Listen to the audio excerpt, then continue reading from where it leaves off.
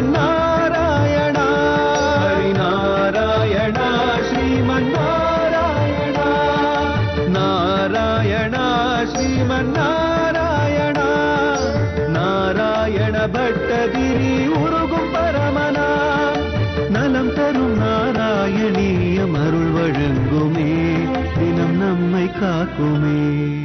விஸ்புடாவயவ பேத சுந்தரம் தொத்வபுஷு சிரசீலனாவசாத் அஸ்ரமம் மனசி சிந்தயாமகே தியானயோக நிரதாஸ்வதாஸ்ரயாக.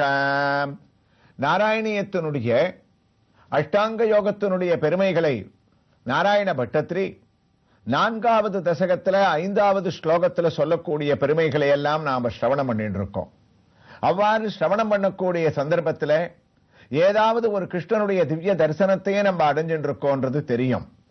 அந்த வகையில இப்ப நாம் தரிசிக்க இருக்கக்கூடிய திருக்கோயில் தமிழ்நாட்டில் திருநெல்வேலி மாவட்டத்தில் திருநெல்வேலியிலிருந்து அம்பாசமுத்திரம் செல்லக்கூடிய வழியிலே சுமார் 16 கிலோமீட்டர் தூரத்தில் அமைந்திருக்கக்கூடிய சிறிய கிராமம் மேலச்செவ்வல் கிராமம்.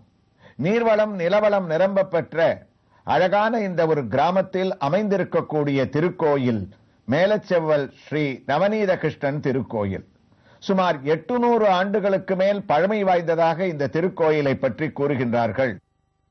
இதோ கோயிலை நாம் உள்ளே நுழையும் போது சற்றே மேலே நோக்கினோமே ஆனால் அழகான ஒரு சிறிய முகப்பு, அங்கு மூலமூர்த்தியான நவநீத கிருஷ்ணன் எவ்வாறு உள்ளே சேவை சாதிக்கின்றாரோ அதே பாவத்திலே 2 திருக்கைகளிலேயும் வெண்ணையை தாங்கிக் கொண்ட கிருஷ்ணனை தரிசிக்கின்றோம்.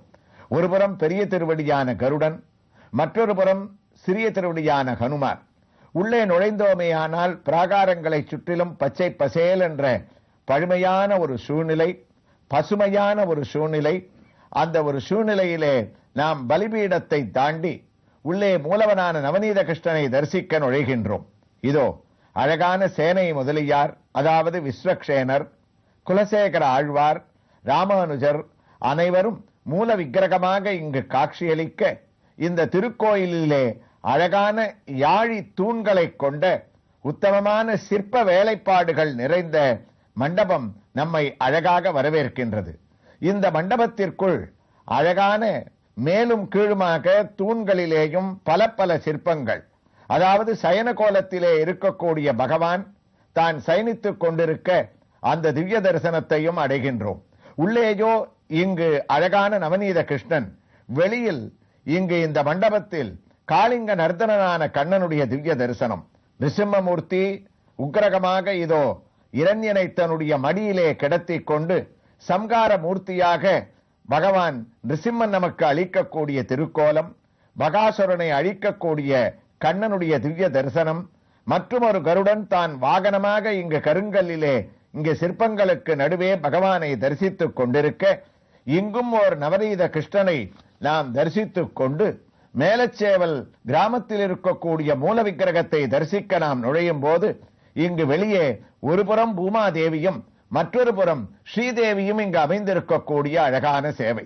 பூமாதேவி அழகாக தான் அமர்ந்திருக்கக்கூடிய திருக்கோலத்தோடு 4 திருக்கரங்களுடன் 2 திருக்கரங்கள் அபயவஸ்தமாகவும் வரதகஸ்தமாகவும் மற்றொரு 2 திருக்கரங்களிலே தாமரை பூவை சார்த்திக் கொண்டு கையிலே ஏந்திக் கொண்டிருக்கக்கூடிய அழகான ஒரு சேவை. வெளியே வந்து பகவானுடைய சன்னதிக்கு மற்றொரு புறம் நாம் நோக்கினோமே ஆனால் அங்கு ஸ்ரீதேவி, பூதேவியை போன்றே ஸ்ரீதேவியும் 4 திருக்கரங்களோடு அபய வரத ஹஸ்தங்களோடு தாமரை புஷ்பத்தை தான் கையிலே வைத்துக் கொண்டிருக்கக்கூடிய ஸ்ரீதேவி, பூதேவி இவர்களுடைய திவ்ய தரிசனத்தை அடைந்து உள்ளே நுழைந்தோமே ஆனால் இங்கு பஞ்சலோகத்திலே பற்பல விக்கிரகங்கள் அழகாக நமக்கு சேவை சாதிக்கின்றன. முதலிலே சுதர்சனாழ்வாரான சக்கரத்தாழ்வார் சுதர்சன சக்கரத்திலே நம்மை நோக்கி நின்ற திருக்கோலத்திலே பல ஆயுதங்களை தாங்கிக் கொண்டு நமக்கு சேவை அளிக்கின்றார். அவரை தாண்டினோமே ஆனால் ஆகா, பாஷ்யக்காரரான ராமானுஜர் பீடத்தின் மேல் தன்னுடைய 2 திருவடிகளையும் மடக்கிக் கொண்டு அமர்ந்த திருக்கோலத்திலே நாம் நாராயணியத்தில் எந்த தியான யோகத்தை பற்றி இப்போது ஸ்ரவணம் செய்து கொண்டிருக்கின்றோமோ அந்த தியான கோலத்திலே கண்களை மூடிக்கொண்டிருக்கக்கூடிய பாஷ்யக்காரரை தரிசிக்கின்றோம். பக்கத்திலே பஞ்சலோக விக்கிரகத்திலே குலசேகர ஆழ்வார் அழுகையும் அஞ்சினோக்கும் அண்ணோக்கும் தொழுகையும் இவை கண்ட யசோதை தொல்லை இல்பத் திருதி கண்டாலே என்று கண்ணனை வர்ணித்த குலசேகர ஆழ்வாரை சேவித்து விஸ்வக்ஷேனர் சங்கு சக்கரத்துடனும் அபய கஸ்தத்துடனும் கதையை ஏந்திக் கொண்டு ஒரு திருவடியை தொங்கவிட்டுக் கொண்டு ஒரு திருவடியை அழகாக நமக்கு சேவை சாதிக்கக்கூடிய திருக்கோலத்தோடு இருக்கக்கூடிய திவ்ய விக்கிரகங்களின் தரிசனத்தை அடைந்து நாராயணியத்திற்கு நாம் திரும்பினோமே ஆனால் விஸ்புடா வயவ பேத சுந்தரம் நமக்கெல்லாம் நினைவில் இருக்கும். இவர் குருவாயூரப்பனிடத்திலே தியான யோகத்தை பற்றி இந்த ஸ்லோகத்திலே சொல்லி முடிக்கின்றார். குருவாயூரப்பா, அஷ்டாங்க யோகத்தின் பல பரிணாமங்களை நாங்கள் அனுஷ்டித்து வந்தோமே ஆனால் நாங்கள் செய்ய வேண்டியது அஸ்ரமம் மனசி சிந்தையாமகே தியான யோக நிரதாத்வதாஸ்ரயாக, தியானத்தை எந்த விதமான ஒரு சிரமமும் இல்லாமல் செய்ய வேண்டும் என்று நாராயண பட்டத்திரி நமக்கு இங்கு வலியுறுத்துகின்றாராம். அதுதான் அழகான சமஸ்கிருத பதம் அஸ்ரமம். சிரமம் என்றால் கஷ்டம். அஸ்ரமம், சிரமம் இல்லாமல் நாம் செய்யக்கூடிய தியான யோகம் எவ்வாறு இருக்க வேண்டும்? அழகாக நாம் மனதை தூய்மைப்படுத்திக் கொண்டு அமர வேண்டும். அந்த அஸ்ரமம் என்ற வார்த்தைக்கு மட்டும் மகான்கள் நமக்கு சிந்தித்து இருக்கக்கூடிய வியாக்கியானங்களை நோக்கினோமே ஆனால் அஸ்ரமம் என்றால் என்ன, எவ்வாறு சிரமம் இல்லாமல் செய்வது? முதலில் மனதிலே நமக்கு கோபம் இருக்கக்கூடாது. வேறு எந்த விதமான ஒரு சிந்தனைகளையும் நாம் மனதிலே தாங்கிக் கொள்ளக்கூடாது. அவ்வாறு எந்த சிந்தனையும் விடுத்து நாம் தியான யோகத்தை கடைபிடித்தோமே ஆனால் அதுதான் நமக்கு அஸ்ரமம் என்ற ஒரு சக்தியை நமக்கு இதனுடைய பொருளாக நமக்கு விளம்புமாம். அப்போது முதலிலே தியான யோகத்தில் நமக்கு தேவையானது மற்ற சிந்தனைகளை எல்லாம் நம்முடைய மனத்திலிருந்து ஒதுக்கி விட வேண்டும். ஒரே சிந்தனை, எந்த மூர்த்தியை நாம் தியானிக்கின்றோமோ அதே ஒரு திருக்கோலத்தோடு அவருடைய திவ்ய ஞாபகத்தோடு நாம் இருக்க வேண்டும். அவ்வாறு எல்லாவற்றையும் விடுத்து ஒரே தியானத்தில் இருந்தோமே ஆனால் அது அஸ்ரமம் மனசி சிந்தையாமகே. அதாவது தியான யோகம் மட்டுமல்ல, நாம் சாதாரணமாக கலியுகத்திலே நாம சங்கீர்த்தனம், அவனுடைய அர்ச்சனம், வீட்டிலே செய்யக்கூடிய சிறிய சிறிய 10-15 நிமிட பூஜைகளாக இருந்தால் கூட அது இந்த அஷ்டமம் என்ற ஒரு வார்த்தையானது பொருந்தும். மனதிலே எந்த விதமான சிந்தனை இல்லாமல் ஒரு அஷ்டோத்தரம், அதாவது 2 நாமத்தை சொல்லி பகவானுக்கு நாம் துளசி தலத்தாலே வீட்டிலே இருந்து கொண்டு கூட அர்ச்சனை செய்தோமே ஆனால் அந்த சமயத்தில் கூட வேறு எந்த விதமான சிந்தனைகளும் நமக்கு இருக்கக்கூடாதாம். வேடிக்கையாக ஒரு கதை கூட கூறுவது உண்டு. ஒருவர் வெகு நாளைக்கு பிறகு நாம் கண்ணனுக்கு ஒரு அர்ச்சனை செய்ய வேண்டும் என்று 2 துளசியை வாங்கிக் கொண்டு ஒரு ஞாயிற்றுக்கிழமை விடுமுறை தினத்திலே படத்தின் முன்னால் உட்கார்ந்தாராம். அப்போது அவர் அமர்ந்து கொண்டு கையிலே நாராயணாய நமகா கிருஷ்ணாய நமகா என்று சொல்ல வேண்டும் என்று திருநாமங்களை தியானித்துக் கொண்டு துளசியை எடுத்து திரும்பியவருக்கு மூக்கிலே ஏதோ வாசனை துளைக்க ஆரம்பித்தது. என்ன இது என்று திரும்பினாரே, ஆனால் அவருடைய பூஜை அறைக்கு பக்கத்திலே இருக்கக்கூடிய தலிகை செய்யக்கூடிய, அதாவது சமையல் அறையிலே இருக்கக்கூடிய ஒரு வஸ்துவினிடத்திலிருந்து அடுப்பிலே இருக்கக்கூடிய கரண்டியிலிருந்து ஒரு மூக்கை துளைக்கக்கூடிய கருகக்கூடிய ஒரு வாசனை இவருக்கு வந்ததாம். அப்போதுதான் இவருக்கு புரிந்தது, தன்னுடைய மனைவியானவள் ரசத்தை கீழே இறக்கி வைத்துவிட்டு அதற்கு கடுகு போடவில்லை. கடுகு இல்லாததால் கீழே இருக்கக்கூடிய குடியிருப்பில் வாங்க சென்றிருக்கின்றால், அதனால் கரண்டி காய்ந்து கொண்டிருக்கின்றது. இவருடைய கவனமானது பூஜையானது சிரமத்திற்குள்ளாகிவிட்டது, அஸ்ரமமாக இல்லை. அடாடா, கடுகை வாங்கிக் கொள்ளவில்லையே, கடுகு இல்லையே, இப்போது இந்த கேஸ் பத்தி கொண்டு விடுத்தால் சிலிண்டர் வெடித்து விடுமே என்று ஏதேதோ சிந்தனைகள். தன்னுடைய மனைவியை கையிலே துளசியை வைத்துக் கொண்டு நொந்து கொள்கிறார். நேற்று வாங்கி வைத்துக் கொள்ளக்கூடாதா? அடுப்பை அணைத்து விட்டு செல்லக்கூடாதா? கடுகு கடுகு கடுகு என்று இவர் நினைத்ததால் என்ன ஆயிற்று?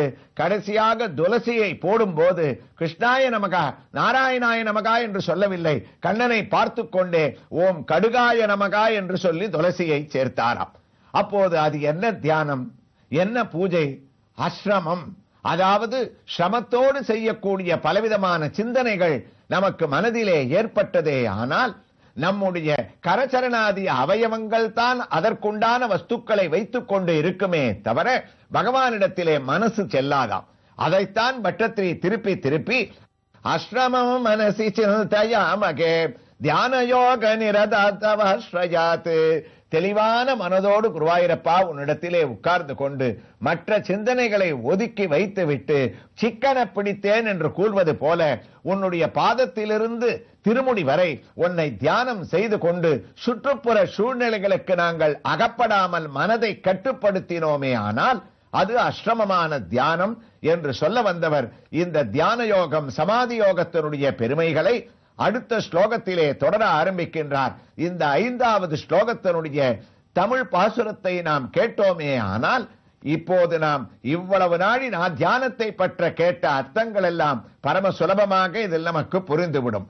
நின்னருள் பெற்ற நாங்கள் நீண்டதோர் தியான யோகம் கண்ணா நின்னருள் பெற்ற நாங்கள் நீண்டதோர் தியான யோகம் பன்னிட பெற்றே உள்தல் பார்ப்புகள் அங்கம் யாவும் வண்ணமாய் காண பெற்றே வலமுறும் உருவை கண்டு என்றென்றும் தியானம் செய்தே இணையிலா இன்பம் காண்போம் வண்ணமாய் காண பெற்ற வலமுறும் உன் உருவை தியானம் செய்து என்றென்றும் இணையிலா இன்பமே நாங்கள் காண்போம் என்ற உத்தமமான இந்த தியான யோகத்தினுடைய பெருமைகளை முடித்த பட்டத்ரி 4வது தசகத்தினுடைய 6வது ஸ்லோகத்தை கம்பீரமாக இதே அஷ்டாங்க யோகத்தினுடைய மற்ற பரிணாமங்களை சொல்லக்கூடிய வைபவங்களோடு அழகாக ஆரம்பிக்கின்றார்.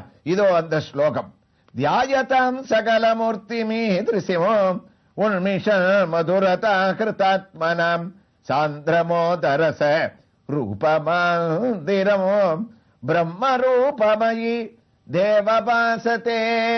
குருவாயூரப்பா, நாங்கள் உங்களுடைய பூர்ணமான ரூபத்தை தியான யோகத்தால் தியானிக்க ஆரம்பித்து விட்டோம். அவ்வாறு தியானிக்கும் போது உன்னுடைய பூர்ணானந்தமான ரசஸ்வரூபம் உன்னுடைய அழகுக்கு இருப்பிடமான சௌந்தர்யம் எங்களை கவர்ந்து விட்டது.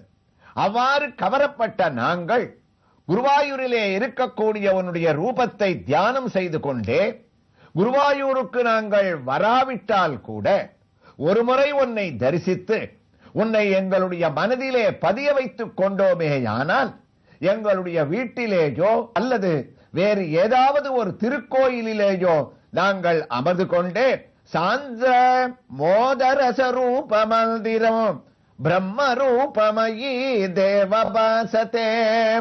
பரபிரம்மமான உன்னுடைய ரூபத்தை எங்களுடைய மனதிற்குள்ளே நாங்கள் கொண்டு வந்து விட்டோம். ஆகா, நாங்கள் கண்ணை மூடிக்கொண்டு தியானம் செய்யும் போதே மோகன கிருஷ்ணனான நவநீத கிருஷ்ணனான உன்னுடைய ரூபமானது எங்களுடைய மனதிற்குள்ளே லயிக்கக்கூடிய, அதை தவிர வேறு எந்த விதமான சிந்தனையும் நாங்கள் செய்ய முடியாத அளவுக்கு இருக்கக்கூடிய ஒரு நிலை அஷ்டாங்க யோகத்தினுடைய 8வது நிலையான சமாதி நிலையை நாங்கள் அடைந்து விட்டோம். பிரம்ம ரூபமயி தேவபாசதே என்று இந்த ஸ்லோகத்தை தொடருகின்றார். எவ்வாறு தொடருகின்றார் என்ற வைபவங்களை இந்த திருக்கோயிலிலே எழுந்தருளி இருக்கக்கூடிய ஸ்ரீ நவநீத கிருஷ்ண சுவாமியினுடைய திவ்ய தரிசனத்துடன் அடுத்த பகுதியிலே நாம் தொடர்ந்து கேட்கலாம்.